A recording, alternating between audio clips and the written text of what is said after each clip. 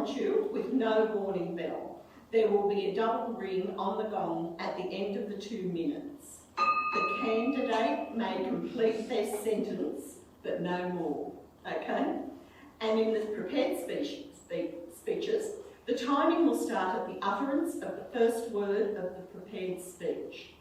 At the end of 4 minutes, a single bell will sound, and at the end of 5 minutes, a double bell will sound. And the candidate can finish the sentence thereon without penalty. Okay.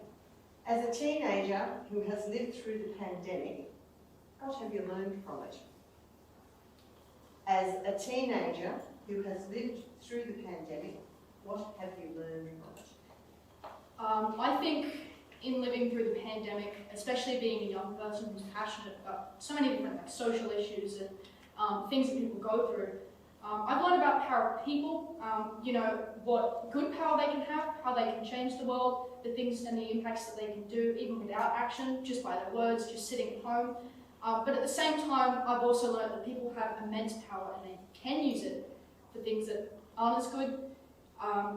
Politicians can make states go against states, like we saw when we were quarantined. It seemed a competition between who was in quarantine for the most amount of time. I think that people have power, and in living through the pandemic, you can see just how much power someone's words have, how much power people in authority have, especially when there aren't other people in the community able to stop this authority or to have their own say. Are the older generation justified in their concerns over the impact of social media on the youth of today? Are the older generation justified in their concerns over the impact of social media on the youth of today? Absolutely. I mean, I think that everyone should be concerned about the impact of social media and just the media in general. I mean, I just spoke about the power of people and how much influence we do have with our voices, and social media has just made that so much easier. I mean, think about the reach that I could have on social media, the ideas that I could share, the agendas, or the bullying, or the harassment that I could take upon someone else. I think it's incredibly justified to be concerned about social media, the reach that people have, and the impact that those words can have. And I certainly think that action should be taken with that. I think that restriction in social media ages is a great start, but I think that we need more regulation as young people use social media. I think everyone needs regulation on social media. I mean, I think the most famous example I can consider would be Donald Trump and his use of Twitter and other social medias, sharing harmful stereotypes, agendas, ideas on that social platform, and it took an incredibly long time for him to be banned from that platform, and even others talk that he could be back. So I think, yes, it's incredibly justified to be concerned about social media, the impact that it has on youth, and certainly the impact that it has on our wider community. On target. June 4th, 1989. In a bloody crackdown, Chinese army and police stormed into Tiananmen Square firing automatic rifles. Snipers rained down bullets from rooftops. Troops bayoneted the injured. And armoured personnel carriers rolled in, many of which ran over their victims who had linked arms to form human chains. Their target? Unarmed Chinese civilian protesters. The majority of them were students. For weeks, these students, who had called for peaceful talks with the government, gathered at the sprawling public square in the heart of Beijing. Their target? To demand democracy, government accountability, and civil liberties like the freedom of press and speech. As many as 1 million people occupied the square, making it one of the largest protests in modern history. Although thousands of protesters simply tried to escape, others bravely fought back, stoning the attacking troops and setting fire to military vehicles. Their bodies were left crumpled on the ground. It's estimated that as many as 10,000 protesters were killed in the Tiananmen Square massacre. Thousands more were arrested and dozens were later executed. And in a sad irony, Tiananmen means gate of heavenly peace. What resonates most with me is that the majority of these victims were students, not much older than I am. They were young people with their whole lives ahead of them. They were people that were trying to make life better, not only for themselves, but for their country. They were people who were longing for freedom, democracy, and the pursuit of truth and justice. It makes me consider how fortunate I am to live in a country that allows me basic human rights like the freedom of speech, or where the threat of death doesn't loom over my head if I say I'll do something that doesn't quite fall into line with my country's leaders. The events of Tiananmen Square were the first of their type to be shown in detail on Western television. The world's eyes and ears were targeting on China. But the Chinese government was refusing to acknowledge or take any responsibility for the events. However, the rest of the world were united in their reactions of horror at China's bloodbath. The Tiananmen Square massacre is a historic event, not only for the people of China, it's a globally important event. It's one of those things that could have potentially changed China, but it didn't. At least not in the way that these innocent students intended. The target of their protest was not achieved. And still, to this day, 3 decades on, the Chinese government continues to maintain that no one was actually killed in the square itself. Despite this, the rest of the world still know the event as the Tiananmen Square massacre. Chinese authorities continue to view the protests as one of the most sensitive and taboo subjects. June 4, as the movement is commonly known in China, remains largely scrubbed from official history and is censored from school textbooks and online sources. Chinese authorities continue to punish and target those who try to commemorate the event. Every year, thousands of activists and writers are placed under house arrest ahead of the anniversary of the massacre. And shockingly, even relatives of the victims who died during the massacre are barred from openly mourning their loved ones. China's enforced amnesia, censorship, silence, and time have created a barrier between the young people who witnessed the event and those who have come after them. But we, the rest of the world, must push back so that all Chinese can learn of their past and hope for a better future. The legacy of Tiananmen is not something that belongs just to China alone. It belongs to the world. We all have an obligation to remember what happened on that fateful June day over 30 years ago. Speaking out and commemorating those who were killed will show the Chinese government that we will not be silenced. We all can continue the pursuit of democratic dreams by using our most powerful weapon, our words. We have the power to give silenced China a voice. We can be that voice. And this can be our legacy to the victims, their families, and to the survivors of the Tiananmen Square massacre. We are on target.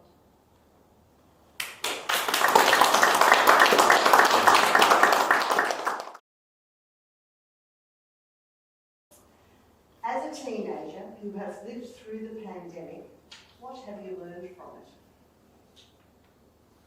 As a teenager who has lived through the pandemic, what have you learned from it? As a teenager who has lived through the pandemic, I have learned a lot of things from it. I think one of the major things I have learned is the importance of socialisation and getting out of the house, getting fresh air and speaking to people. I think during the pandemic, there wasn't really a choice to go out. We were all holed up in our rooms and doing school from home, and school's hard when you don't have peers around you, because often things that you think, when you listen to other people's opinions and things, you learn new things from them. So doing school independently, off and on for about 2 years, I feel was very different than what other people have experienced, because you're not in the classroom setting where discussion is happening. And I think classroom discussion is one of my favourite parts about school. I think another thing as a teenager who lived through the pandemic was having a job was really great for me. And I was considered, I don't really know why, an essential worker. I worked at Domino's. But it was really incredible for me to get out of the house and work at Domino's and socialise. But I really feel very bad for the people, teenagers specifically, who didn't have jobs or who lost their jobs during the pandemic and didn't have that outlet where they could get out of the house, meet people, and also earn and save money. It was really incredible to do. I think I have also learned how the government in Australia intervenes during times of crisis, which I'm learning about modern history at the moment in an American context, and I think it's really interesting to see how the government acts and intervenes in times of crisis in Australia in a more contemporary context. Are the older generation justified in their concerns over the impact of social media on the youth of today? Are the older generation justified in their concerns over the impact of social media on the youth of today? I believe that the older generation is justified in their concerns over the impact of social media on the youth of today to a certain extent. Obviously, it's unprecedented the amount of social media that is in youth's lives these days. And I think the true impact that has, we don't really know yet because we haven't grown up. So we don't really know what our generation is going to be like as adults. I do believe that being at school when you were in my mum's generation, you could leave school at home and leave other things, not at home, at school. But in this generation, school follows you home on your phone. And I think it's very difficult to compartmentalise your life and have your days here and have your days there when everything is on this box that's with you consistently.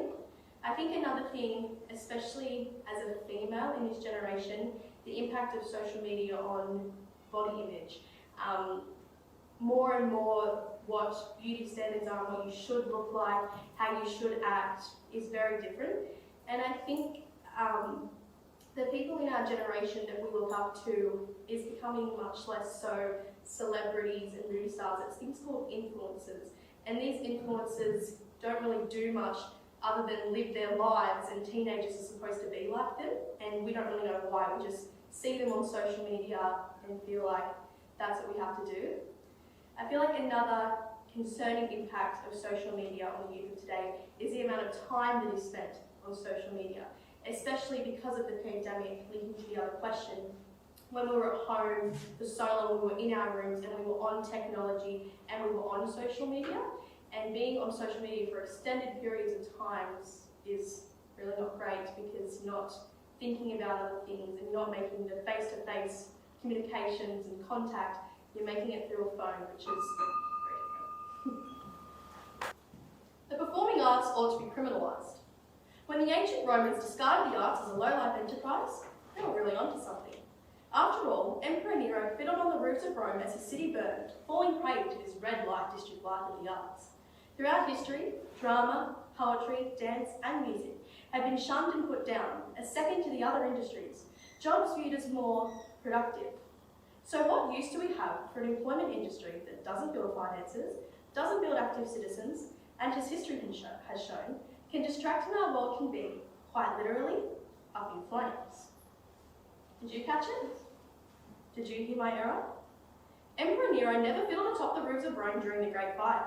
In fact, he wasn't even in the city, but upon hearing about the disaster, ran straight into the heart of the blaze to spearhead the recovery, offering the imperial palace to the refugees. This common historical misconception was in fact a later addition, the result of a play, to bring attention to the true tyrannical aspects of the leader that Nero usually was. And it is in this that we find the true value of the arts as a critique of the world around us. Now, no matter how much we artists critique, that won't matter unless there are people to hear us. I'm sure I don't need to mention that you know what of the past 3 years that reduced the theatre scene to a shadow of its former self.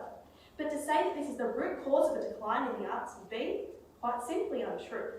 It's no secret that attendance to live performances has been dwindling in the wake of streaming services and online viewing options. So when workforces across the globe were shut down, the already on the fringe performing arts scene was among the most devastated. The need and the ability to create is one of the things which sets us apart from our animal counterparts. More and more funding is being taken out of the arts and placed into faculties that will produce students who will enter the more economy-building fields.